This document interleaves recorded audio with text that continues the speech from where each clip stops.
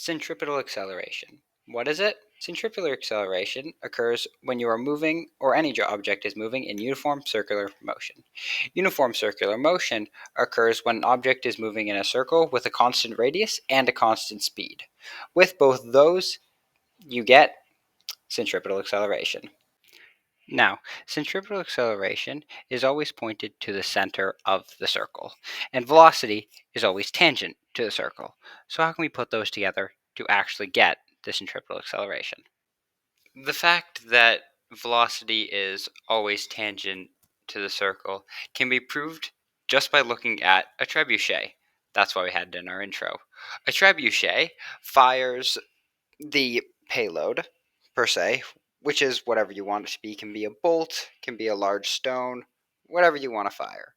It will fire it out, and it will release, and it will go tangent to the circle that it is on, whatever path that may be. The logistics of it are a bit more difficult, but that is how a trebuchet works, using centripetal acceleration.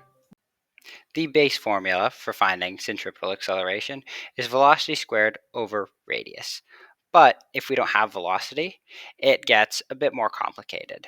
Because velocity equals displacement over time, the displacement would be the circumference of the circle, which is 2 pi r.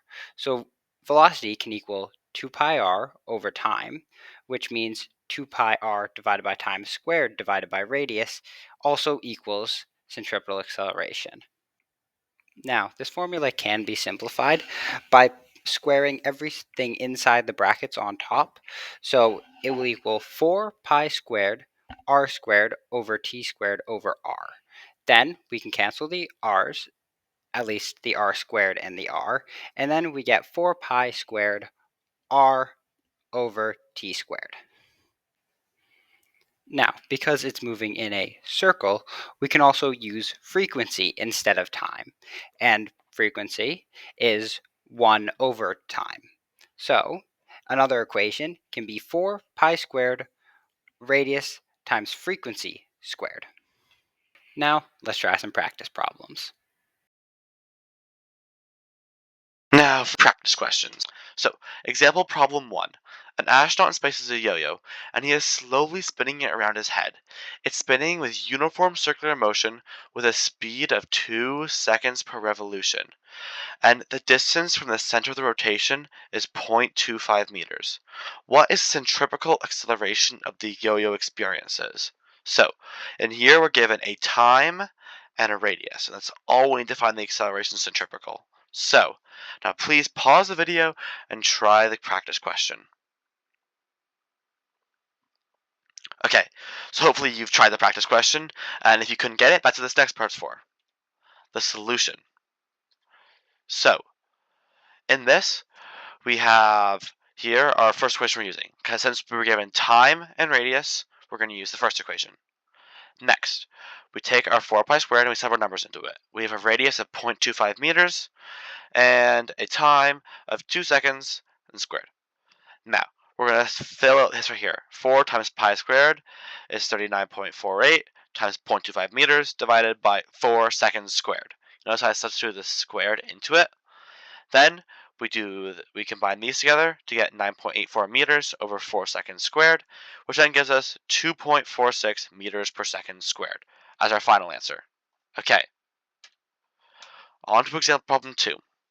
A fan is spinning with a frequency of 60 hertz and a radius of 5 meters. What is the centripetal acceleration felt by the fan? Now, I'm going to give you a few seconds to pause the video and try the question for yourself. Okay, hopefully you've now tried the second question. We'll get on to the solution.